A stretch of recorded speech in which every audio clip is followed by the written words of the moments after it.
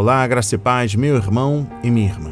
Estamos iniciando a leitura da Bíblia em 365 dias, uma dose de amor com a Palavra de Deus.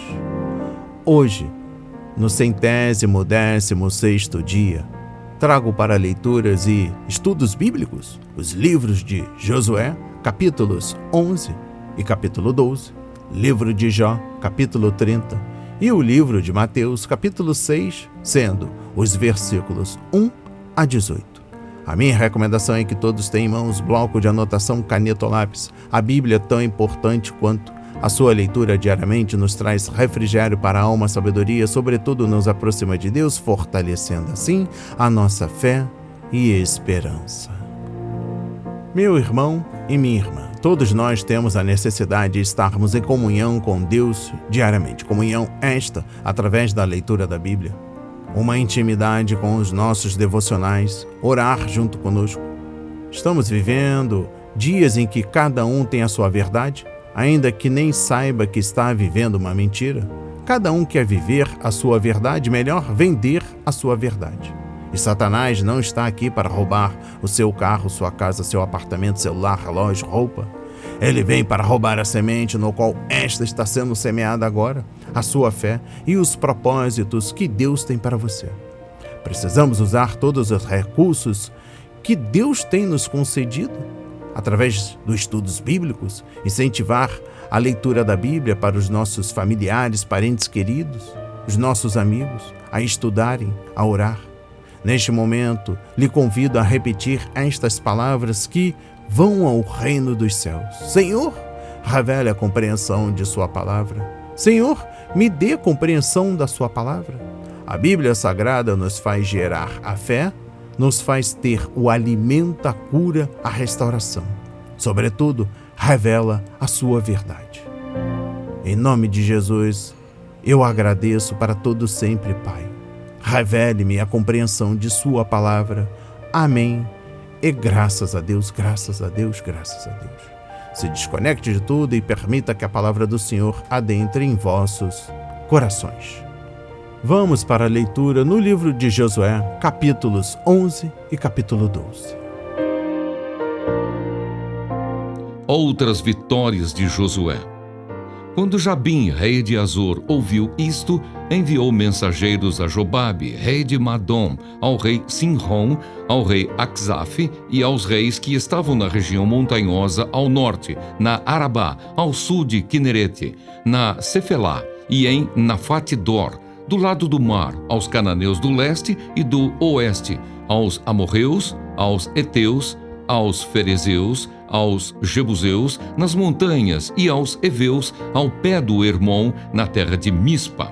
Saíram, pois, estes e todas as suas tropas, com eles muito povo, em multidão como a areia que está na praia do mar, e também muitos cavalos e carros de guerra. Todos estes reis se ajuntaram, vieram e acamparam junto às águas de Merom para lutar contra Israel. O Senhor disse a Josué: não tenha medo deles, porque amanhã, a esta mesma hora, eu já os terei entregue todos mortos aos filhos de Israel.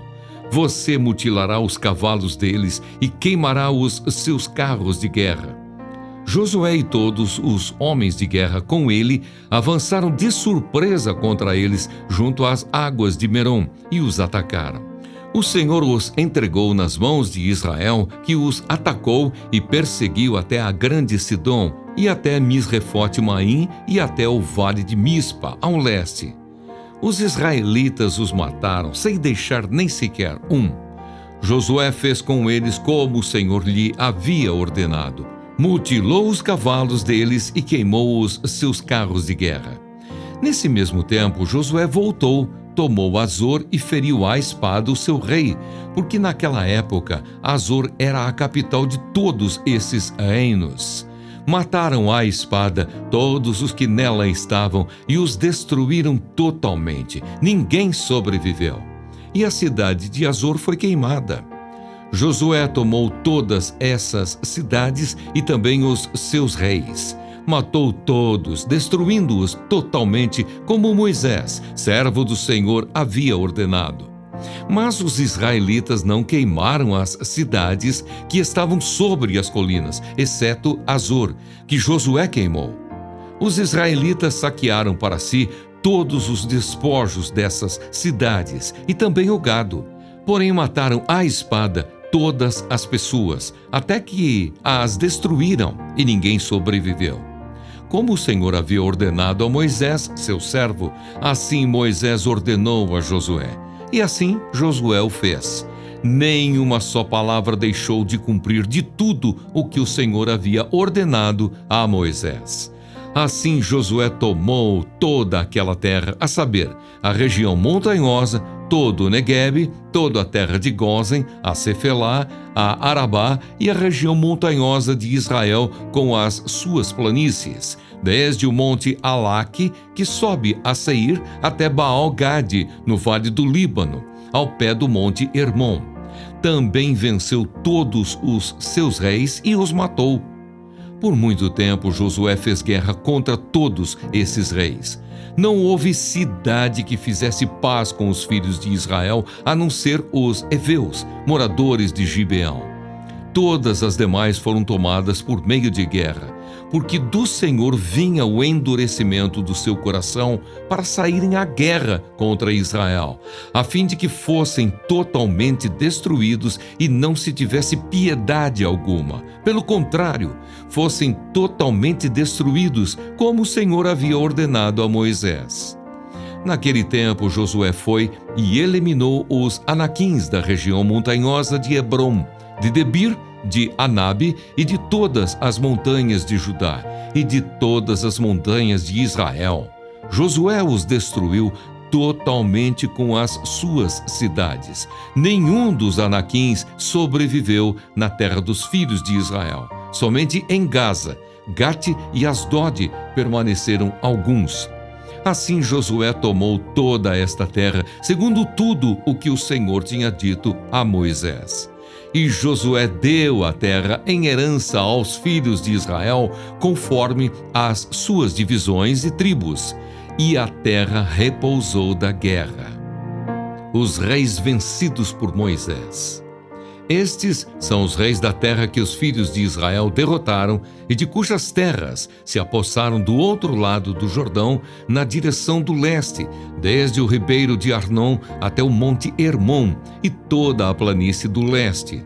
Seom, rei dos amorreus, que habitava em Esbom e dominava desde Aroer, que está à beira do vale de Arnon, e desde o meio do vale e a metade de Gileade até o ribeiro de Jaboque, limite dos filhos de Amon. Desde a Campina até o mar de Quinerete para o leste e até o mar da Campina, o mar Salgado, para o leste, pelo caminho de Bet-Gesimote e desde o sul abaixo das encostas do monte Pisga. Também derrotaram Og, rei de Bazã, um dos remanescentes dos Refaíns que morava em Astarote e em Edrei. Ele dominava no monte Hermon, em Salca e em toda a Bazã até a fronteira dos Gesuritas e dos Maacatitas e metade de Gileade até a fronteira de Seom, rei de Esbom. Moisés, servo do Senhor, e os filhos de Israel os derrotaram. E Moisés, servo do Senhor, deu esta terra como propriedade aos Rubenitas, aos Gaditas e à meia tribo de Manassés. Os reis vencidos por Josué. Estes são os reis da terra que Josué e os filhos de Israel derrotaram, deste lado do Jordão, na direção do oeste, desde Baal-Gade, no vale do Líbano, até o monte Alaque, que sobe a Seir, e cuja terra Josué deu como propriedade às tribos de Israel, segundo as suas divisões, a saber, o que havia na região montanhosa, na Cefelá, na Arabá, nas descidas das águas, no deserto e no Neguebe, onde estava o Eteu, o Amorreu, o Cananeu, o Ferezeu, o Eveu e o Jebuseu. O rei de Jericó, o rei de Ai, que está ao lado de Betel, o rei de Jerusalém, o rei de Hebron, o rei de Jarmute, o rei de Laques, o rei de Eglon, rei de Gezer, o rei de Debir, o rei de Geder, o rei de Orma, o rei de Arade, o rei de Libna, o rei de Adulão, o rei de Maquedá, o rei de Betel, o rei de Tapua, o rei de Éfer, o rei de Afeca, o rei de Lazarom, o rei de Madom, o rei de Azor, o rei de Sinrom-Merom, o rei de Aksaf, o rei de Taanaque, o rei de Megido, o rei de Quedes, o rei de Joquinião do Carmelo, o rei de Dor, em Nafate-Dor, o rei de Goim, em Gilgal, e o rei de Tirza, ao todo 31 reis. Amém. Compreendendo o livro de Josué, capítulo 11, trago o versículo 18. Por muito tempo. No versículo 18 compreende cerca de 7 anos do fracasso de Israel em Cades-Barneia, Deuteronômio 2, versículo 14, época em que Caleb tinha 40 anos de idade, Josué 14, versículo 7, a sua travessia do Jordão, passaram-se 38 anos, Caleb tinha 85 anos quando a conquista chegou ao fim, capítulo 14, versículo 10, o que significa que pelo menos 7 anos foram dedicados à campanha. Exposição bíblica dos versículos 21 e 22. Os Enaquins mencionados aqui eram uma raça de gigantes, descendentes de Enaque, muito temidos pelos 10 homens incrédulos que haviam espiado Canaã, Números 13, versículos 22, 28 e 33. Os 2 espiões que confiavam em Deus, Josué e Caleb, não tinham medo deles, mas confiaram que o Senhor os entregaria em suas mãos. A vitória de Josué sobre os Aniquins está registrada em Josué 11, versículos 21 e 22, e a Caleb, no capítulo 14, versículos 12 a 15. E eu finalizo a compreensão do capítulo 11 de Josué com o versículo 23. Aqui diz que Josué conquistou toda a terra, mas Josué, capítulo 13, versículo 1, ressalva que ainda existia muita terra para ser conquistada. A aparente contradição pode ser facilmente explicada. Josué e seu exército conquistaram toda a terra ao destruir as principais cidades com seus reis e povos. Israel não dominou cada cidadezinha, nem matou todos os cidadãos ou governantes, mas fez o suficiente para destruir o poder do inimigo e assumir o controle de Canaã. Uma vez que isso foi feito e havia descanso na terra, Josué pôde conceder a cada tribo sua herança, e dentro de cada território as tribos tinham de dominar os habitantes restantes que ainda estavam ali. Mesmo depois da morte de Josué e de seus oficiais, havia mais terras a serem tomadas. Juízes 1 a 3. Compreendendo o capítulo 12 e a única exposição bíblica deste livro, dos versículos 1 a 24. 33 reis são citados em Josué 12, começando com Seom e Og, cujas terras ficaram a leste do Jordão e haviam sido conquistadas sob a liderança de Moisés. Versículos 1 a 8, Números 21, versículos 21 a 35. Os 16 reis derrotados na campanha do sul aparecem na lista de Deuteronômio, capítulo 12, versículos 9 a 16, e os 15 reis do norte, nos versículos 17 a 24. Vamos para a leitura no livro de Jó, capítulo 30. Todos zombam de mim. Mas agora zombam de mim os que têm menos idade do que eu, cujos pais eu não teria aceito nem para colocar ao lado dos cães do meu rebanho. De que também me serviria a força de suas mãos, se eles são homens cujo vigor já desapareceu? Enfraqueceram de tanto passar fome e necessidade. Roem a terra seca, desde muito em ruínas e desolada. Apanham malvas e folhas de arbustos e se alimentam de raízes de zimbro. São expulsos do meio das pessoas, grita-se contra eles como se grita atrás de um ladrão. Têm de morar nos desfiladeiros sombrios, nas cavernas da terra e das rochas. Uivam entre os arbustos e se ajuntam debaixo dos espinheiros. São filhos de doidos, gente sem nome, e são escorraçados da terra. Mas agora sou a canção de deboche dessa gente, sirvo de provérbio no meio deles. Eles me detestam, fogem para longe de mim e não têm receio de me cuspir no rosto. Deus afrouxou a corda do meu arco e me oprimiu. Por isso sacudiram de si o freio diante de mim. À minha direita se levanta um bando e me empurra, e contra mim prepara o seu caminho de destruição. Arruinam o meu caminho, promovem a minha destruição sem a ajuda de ninguém. Vêm contra mim como por uma grande brecha e se revolvem avante no meio das ruínas. Sobrevieram-me pavores, a minha honra é como que varrida pelo vento, como nuvem passou a minha felicidade. Tu foste cruel comigo. Agora a minha alma se derrama dentro de mim, os dias da aflição se apoderam de mim. A noite perfura os meus ossos e o mal que me corrói não descansa. Pela grande violência do meu mal está desfigurada a minha roupa. Este mal me envolve como a gola da minha túnica. Deus me lançou na lama e me tornei semelhante ao pó e à cinza. Clamo a ti, ó Deus, e não me respondes. Estou em pé, mas apenas olhas para mim. Tu foste cruel comigo, e com a força da tua mão me atacas. Tu me levantas sobre o vento e me fazes cavalgá-lo. No estrondo da tempestade me jogas de um lado para outro. Pois eu sei que me levarás à morte e à casa destinada a todos os vivos. Não é fato que de um montão de ruínas um homem estenderá a sua mão? E na sua desventura não levantará um grito por socorro? Por acaso não chorei por aquele que atravessava dias difíceis? Não se angustiou a minha alma pelo necessitado?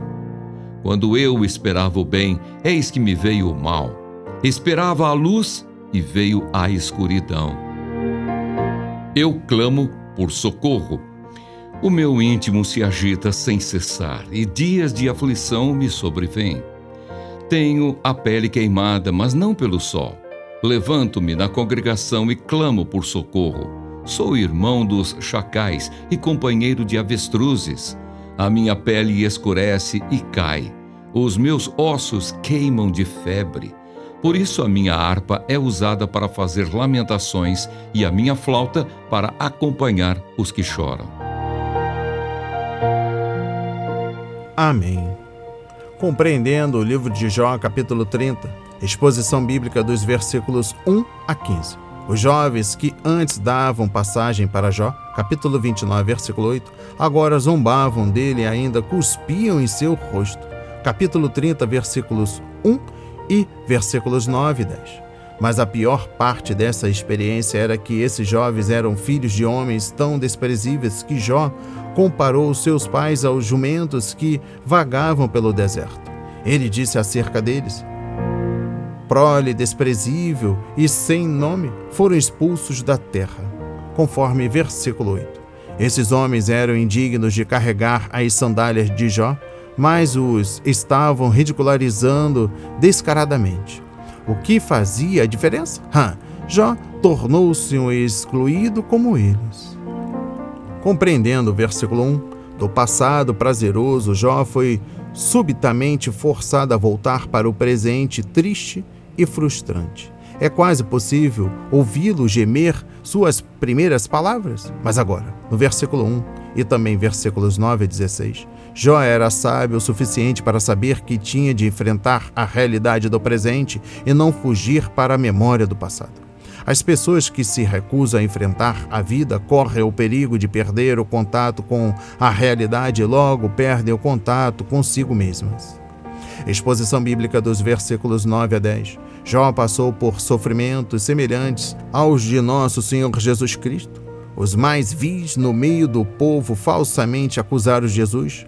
Mateus 26, versículos 59 a 64. Cuspiram nele, Mateus 26, versículo 67, e o ridicularizaram enquanto ele estava sofrendo, Lucas 23, versículos 35 a 39. Ele foi a canção dos bêbados, Salmos 69, versículo 12. Jó não sabia, mas estava sendo honrado por Deus para se identificar com os sofrimentos de Cristo em sua morte, Filipenses 3, versículo 10. Exposição bíblica dos versículos 16 a 23. E agora estou preso a dias de sofrimento, gemeu Jó. Versículo 16. Que contraste com os dias de nata e azeite. Conforme capítulo 29, versículo 6. Em vez de enriquecê-lo com bênçãos, Deus estava lhe roubando até os prazeres básicos da vida. Durante o dia, Jó resistia a um sofrimento insuportável. À noite, Deus lutava com ele, transformava suas roupas em uma camisa de força e o jogava na lama. Conforme capítulo 30, versículos 16 a 19. Todas as noites, Deus lutava com Jó e Jó perdia. Exposição bíblica dos versículos 24 a 25. Jó havia fielmente ajudado outras pessoas em suas necessidades. Capítulo 29, versículos 12 a 17. Mas agora ninguém o ajudava. Elas não choravam com ele, nem sequer tocavam nele. Jó era tratado como um leproso que podia contaminá-las ou como um condenado que Deus podia destruir a qualquer momento. Não era prudente aproximar-se muito. Nossa motivação para servir aos outros não é, com certeza, obrigá-los a nos servirem. Lucas 14, versículos 12 a 14. Ajudamos os outros porque amamos a Cristo e desejamos glorificá-lo.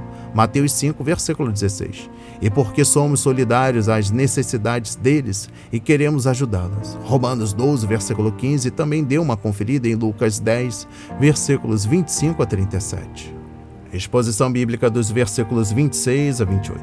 Durante os tempos de prosperidade, Jó esperava desfrutar de uma vida longa e confortável e uma morte tranquila. Capítulo 29, versículos 18 a 20. Agora, porém, tudo havia mudado. Ele procurava o bem, mas Deus enviava o mal. Ele procurava a luz, mas Deus enviava escuridão. Em vez de conforto e paz, havia dentro dele um tumulto constante. Nunca para a agitação dentro de mim, dias de sofrimento me confrontam. Capítulo 30, versículo 27. E eu finalizo a compreensão do livro de Jó, capítulo 30, com a exposição bíblica dos versículos 29 a 31. No passado, as palavras de Jó trouxeram alento e esperança para muitos. Capítulo 29, versículos 21 a 25. Mas, agora, eram como o uivo dos chacais e os gemidos das corujas e avestruzes. Miqueias 1, capítulo 8. Uma vez que sua esperança estava morta, a canção de Jó era um canto fúnebre. Sua harpa e flauta estavam afinadas em um tom menor. Como ele poderia falar palavras de incentivo para os outros quando ele mesmo estava no poço do desânimo? Vamos para a leitura no livro de Mateus, capítulo 6, versículos 1 a 18. Ensino a respeito das esmolas.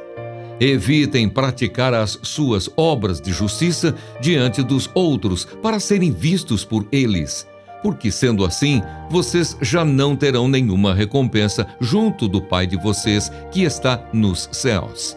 Quando, pois, você der esmola, não fique tocando trombeta nas sinagogas e nas ruas, como fazem os hipócritas, para serem elogiados pelos outros. Em verdade lhes digo que eles já receberam a sua recompensa.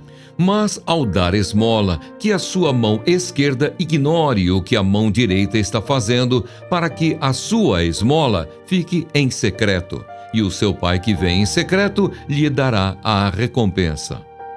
Ensino a respeito da oração. E quando orarem, não sejam como os hipócritas, que gostam de orar em pé nas sinagogas e nos cantos das praças para serem vistos pelos outros. Em verdade lhes digo que eles já receberam a sua recompensa. Mas, ao orar, entre no seu quarto e, fechada a porta, ore ao seu Pai que está em secreto. E o seu Pai que vê em secreto lhe dará a recompensa. E orando, não usem vãs repetições como os gentios, porque eles pensam que por muito falar serão ouvidos. Não sejam, portanto, como eles, porque o Pai de vocês sabe o que vocês precisam antes mesmo de lhe pedirem. Portanto, orem assim: Pai nosso que estás nos céus, santificado seja o teu nome.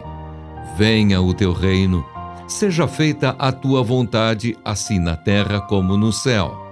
O pão nosso de cada dia nos dá hoje, e perdoa-nos as nossas dívidas, assim como nós também perdoamos aos nossos devedores. E não nos deixes cair em tentação, mas livra-nos do mal, pois teu é o reino, o poder e a glória para sempre. Amém. Porque se perdoarem aos outros as ofensas deles, também o Pai de vocês, que está no céu, perdoará vocês. Se, porém, não perdoarem aos outros as ofensas deles, também o Pai de vocês não perdoará as ofensas de vocês. Ensino a respeito do jejum. Quando vocês jejuarem, não fiquem com uma aparência triste como os hipócritas, porque desfiguram o rosto a fim de parecer aos outros que estão jejuando. Em verdade lhes digo que eles já receberam a sua recompensa. Mas você, quando jejuar, unja a cabeça e lave o rosto, a fim de não parecer aos outros que você está jejuando, e sim ao seu Pai em secreto. E o seu Pai que vê em secreto lhe dará a recompensa. Amém. Compreendendo o livro de Mateus, capítulo 6, sendo os versículos 1 a 18. Exposição bíblica dos versículos 1 a 4. Os fariseus faziam boas ações para ganhar o favor de Deus e a atenção das pessoas, mas os dois motivos estavam errados. Por mais que se faça o bem ou se dê ajuda aos outros, não é possível comprar a salvação, pois ela é um dom de Deus. Efésios 2, versículos 8 a 9. E viver para receber elogios das pessoas é tolice, porque a glória humana não dura. 1 de Pedro, capítulo 1, versículo 24. Compreendendo o versículo 4, nossa natureza pecaminosa é tão sutil que pode contaminar até algo bom, como a prática de dividir nossas coisas com os pobres. Se nossa motivação ao praticar a caridade é de receber elogios em público, então, como os fariseus, chamaremos a atenção para o que estamos fazendo. Mas, se nossa intenção é servir a Deus com amor e lhe agradar, então oferecemos nossas dádivas sem chamar a atenção para elas. Como resultado, cresceremos espiritualmente, Deus será glorificado e outros serão ajudados. Compreendendo o versículo 6, este quarto de oração pode ser a despensa de uma casa. Nosso Senhor orou em particular, Mateus 1, versículo 35, assim como Eliseu, 2 de Reis, capítulo 4, versículos 32 e 33, e Daniel, capítulo 6, versículos 10 e 11. Exposição bíblica dos versículos 7 e 8. O fato de um pedido ser repetido não o torna uma vã repetição, pois Jesus e Paulo repetiram suas petições. Capítulo 26, versículos 36 a 46 e 2 de Coríntios, capítulo 12, versículos 7 e 8. Um pedido torna-se uma vã repetição se constituir apenas de palavras desacompanhadas do desejo de um coração sincero de buscar e fazer a vontade de Deus. A mera recitação de orações memorizadas pode ser uma vã repetição. Os gentios faziam esse tipo de prece em suas cerimônias pagãs, conforme 1 de Reis, capítulo 18, versículo 26. Exposição bíblica dos versículos 14 a 15. Devemos cultivar um espírito de perdão para com os outros. Neste apêndice, a oração. Jesus expandiu a última expressão do versículo 12, assim como perdoamos aos nossos devedores. Mais tarde, ele repetiu esta lição aos seus discípulos. Marcos 11, versículos 19 a 26. Jesus não estava ensinando que os cristãos ganhavam o perdão de Deus ao perdoar os outros, pois isso seria contrário à graça e à misericórdia do Senhor. Se realmente conhecemos o perdão de Deus, no entanto, então estaremos prontos para perdoar os outros, conforme Efésios 4, versículo 32 e Colossenses 3, versículo 13. Compreendendo o versículo 15, uma vez que a oração envolve glorificar o nome de Deus, apressar a vinda do reino de Deus, 2 de Pedro, capítulo 3, versículo 12, e ajudar a realizar sua vontade na terra, quem ora não deve ter pecado no coração. Se Deus respondesse às orações de um cristão com um espírito implacável, ele desonraria o próprio nome. O ponto importante sobre a oração não é simplesmente obter uma resposta, mas ser o tipo de pessoa a quem Deus pode confiar uma resposta. E eu finalizo a leitura da Bíblia e também a compreensão do livro de Mateus, capítulo 6, versículos 1 a 18, com a exposição bíblica dos versículos 16 a 18. O único jejum que Deus, de fato, exigia do povo judeu acontecia no dia anual da expiação. Levítico 23, versículo 27.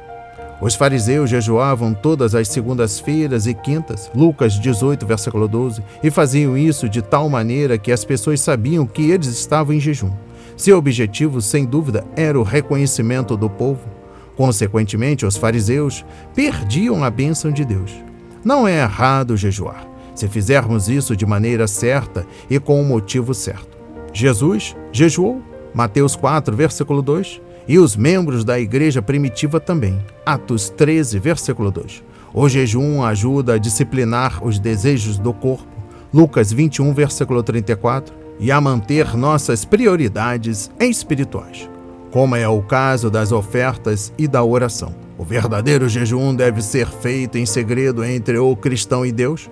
Mostrar uma aparência triste, parecendo abatido e pedindo piedade e louvor, seria destruir o objetivo do jejum.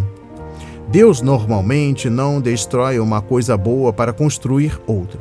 Se precisamos parecer tristes para sermos considerados espirituais, então há algo de errado com o modo como vemos a espiritualidade. Recebam essas palavras na autoridade de Jesus.